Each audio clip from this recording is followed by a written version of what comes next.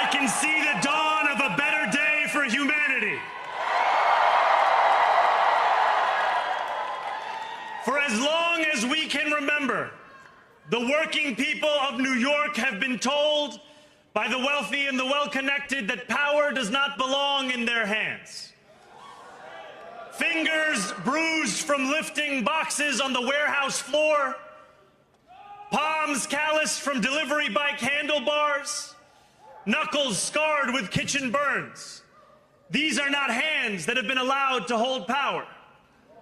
And yet, over the last 12 months, you have dared to reach for something greater. Tonight, against all odds, we have grasped it. The future is in our hands. My friends, we have toppled a political dynasty.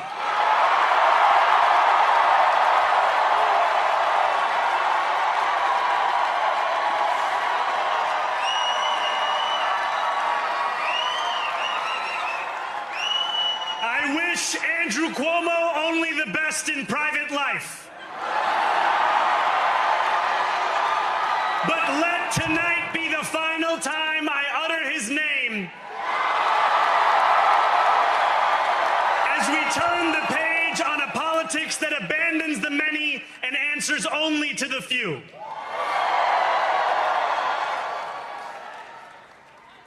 New York, tonight you have delivered a mandate for change. A mandate for a new kind of politics. A mandate for a city we can afford. And a mandate for a government that delivers exactly that. On January 1st, I will be sworn in as the mayor of New York City.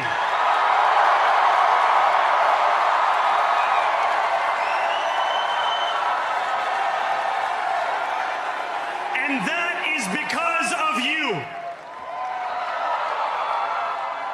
So before I say anything else, I must say this. Thank you. Thank you to the next generation of New Yorkers who refused to accept that the promise of a better future was a relic of the past. You showed that when politics speaks to you without condescension, we can usher in a new era of leadership. We will fight for you because we are you. Or as we say on Steinway, ana minkum wa ilaykum.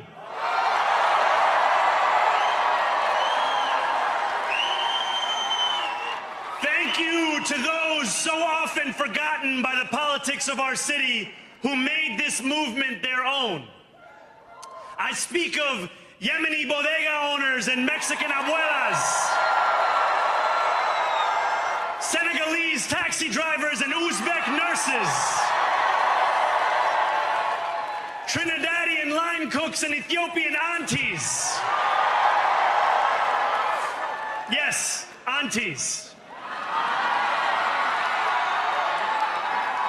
To every New Yorker in Kensington and Midwood and Hunts Point, know this. This city is your city, and this democracy is yours too.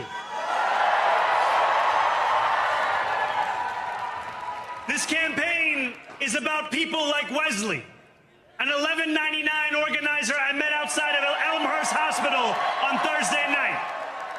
A New Yorker who lives elsewhere, who commutes 2 hours each way from Pennsylvania because rent is too expensive in this city. It's about people like the woman I met on the BX33 years ago, who said to me, I used to love New York, but now it's just where I live. And it's about people like Richard, the taxi driver I went on a 15-day hunger strike with outside of City Hall. who still has to drive his cab 7 days a week. My brother, we are in City Hall now.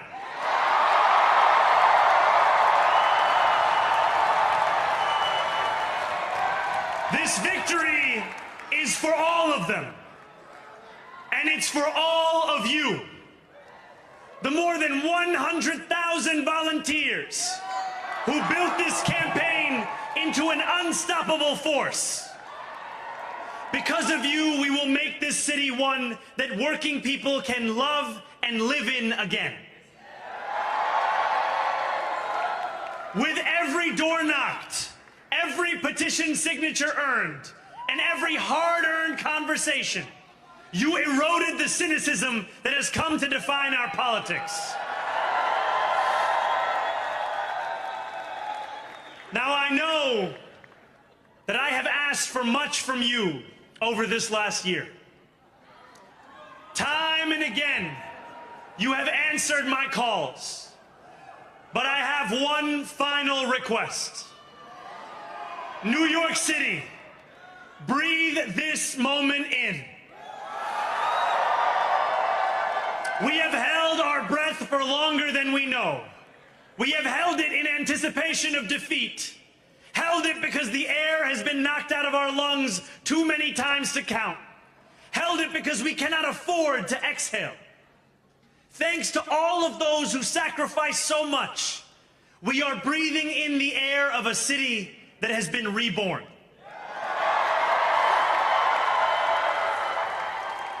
To my campaign team, who believed when no one else did,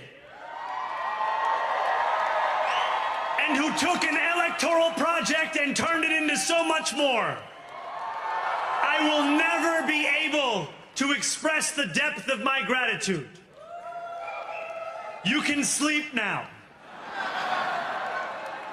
To my parents, Mama and Baba, you have made me into the man I am today. I am so proud to be your son. And to my incredible wife, Rama,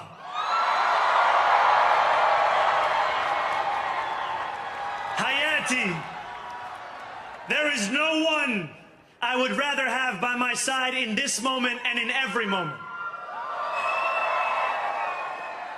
To every New Yorker, whether you voted for me, for one of my opponents, or felt too disappointed by politics to vote at all, thank you for the opportunity to prove myself worthy of your trust. I will wake each morning with a singular purpose: to make this city better for you than it was the day before. There are many who thought this day would never come, who feared that we would be condemned only to a future of less, with every election consigning us simply to more of the same. And there are others who see politics today as too cruel for the flame of hope to still burn. New York, we have answered those fears. Tonight we have spoken in a clear voice. Hope is alive. Hope is a decision that tens of thousands of New Yorkers made day after day. Volunteer shift after volunteer shift, despite attack ad after attack ad. More than 1 million of us stood in our churches, in gymnasiums, in community centers, as we filled in the ledger of democracy. And while we cast our ballots alone, we chose hope together. Hope over tyranny. Hope over big money and small ideas. Hope over despair. We won because New Yorkers allowed themselves to hope that the impossible could be made possible. And we won because we insisted that no longer would politics be something that is done to us. Now it is something that we do.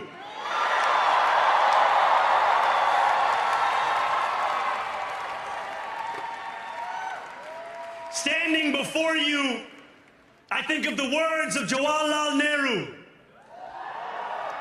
A moment comes but rarely in history when we step out from the old to the new, when an age ends and when the soul of a nation long suppressed finds utterance. Tonight we have stepped out from the old into the new. So let us speak now with clarity and conviction that cannot be misunderstood about what this new age will deliver and for whom. This will be an age where New Yorkers expect from their leaders a bold vision of what we will achieve, rather than a list of excuses for what we are too timid to attempt. Central to that vision will be the most ambitious agenda to tackle the cost of living crisis that this city has seen since the days of Fierro LaGuardia.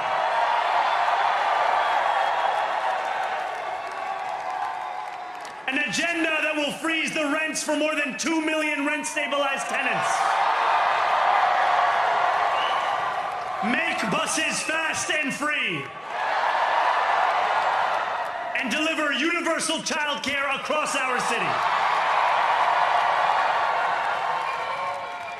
Years from now, may our only regret be that this day took so long to come. This new age will be one of relentless improvement. We will hire thousands more teachers. We will cut waste from a bloated bureaucracy.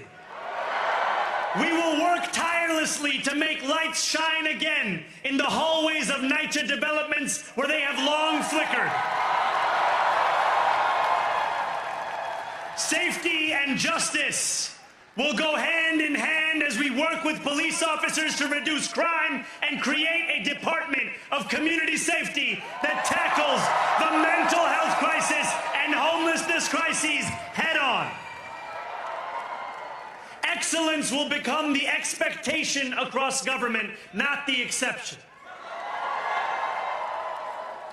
In this new age we make for ourselves, we will refuse to allow those who traffic in division and hate to pit us against one another.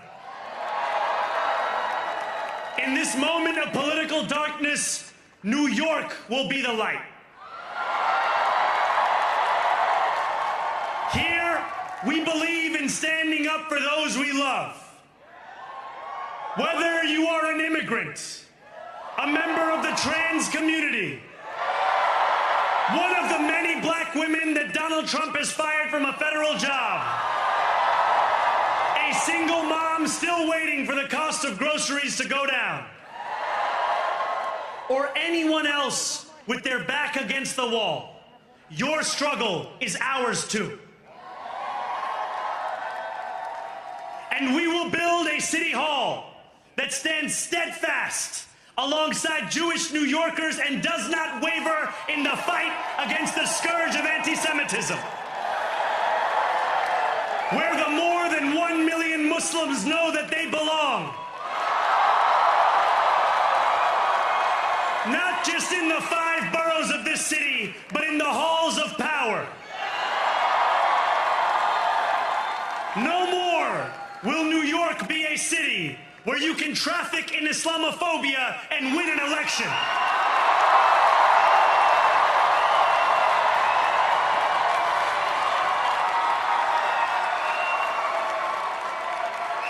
This new age will be defined by a competence and a compassion that have too long been placed at odds with one another.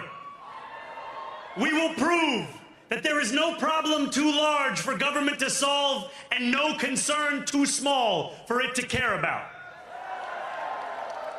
For years, those in City Hall have only helped those who can help them.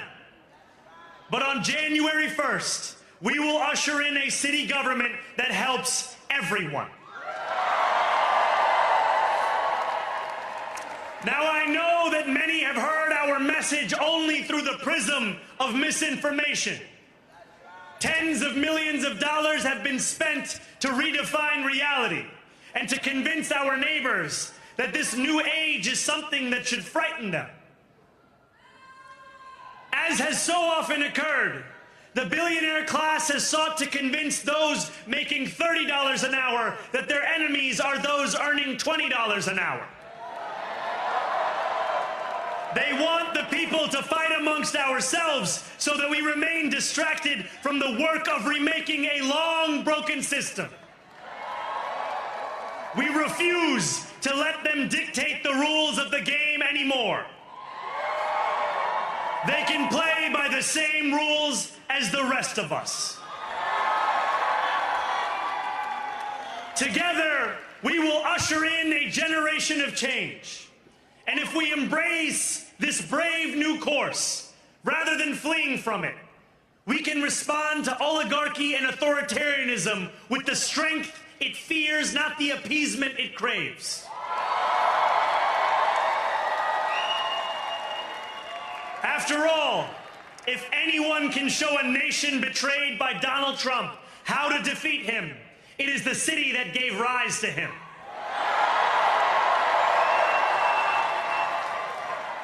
And if there is any way to terrify a despot, it is by dismantling the very conditions that allowed him to accumulate power. This is not only how we stop Trump, it's how we stop the next one. So Donald Trump, since I know you're watching, I have 4 words for you. Turn the volume up.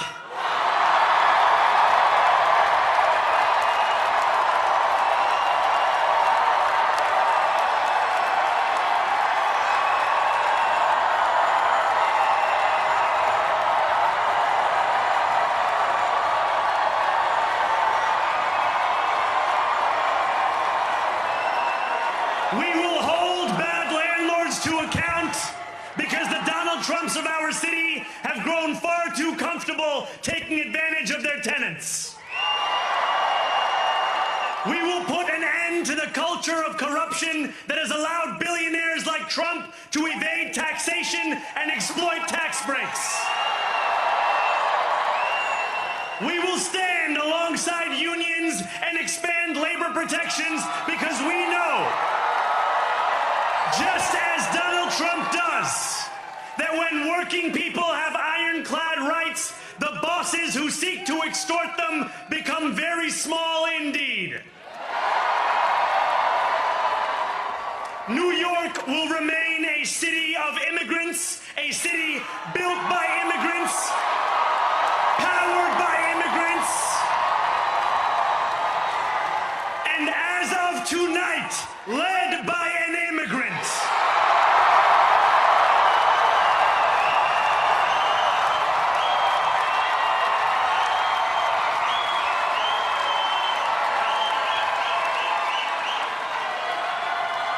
So hear me, President Trump, when I say this. To get to any of us, you will have to get through all of us.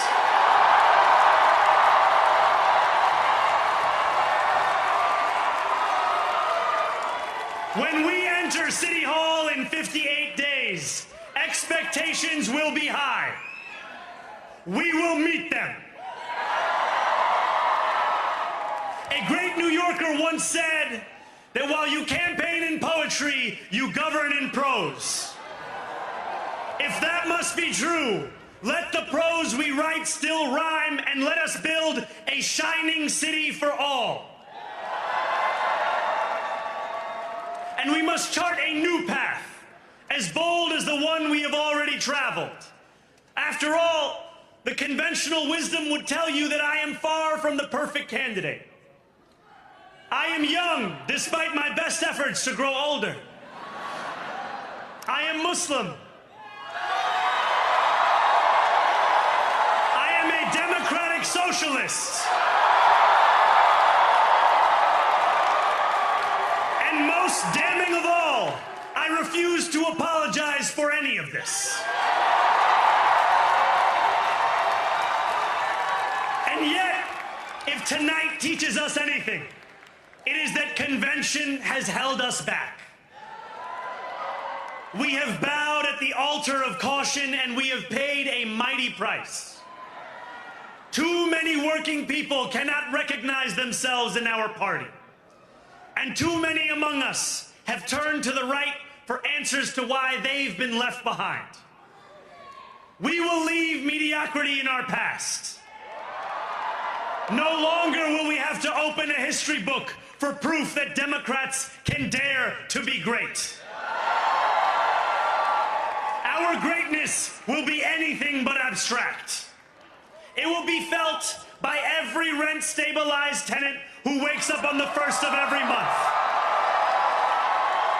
knowing the amount they're going to pay hasn't soared since the month before. It will be felt by each grandparent who can afford to stay in the home they have worked for, and whose grandchildren live nearby because the cost of childcare didn't send them to Long Island. It will be felt by the single mother who is safe on her commute and whose bus runs fast enough that she doesn't have to rush school drop-off to make it to work on time. And it will be felt when New Yorkers open their newspapers in the morning and read headlines of success, not scandal. Most of all, it will be felt by each New Yorker when the city they love finally loves them back. Together, New York, we're going to freeze the... Together, New York, we're going to make buses fast and... Together, New York, we're going to deliver universal... Let the words we've spoken together, the dreams we've dreamt together, become the agenda we deliver together.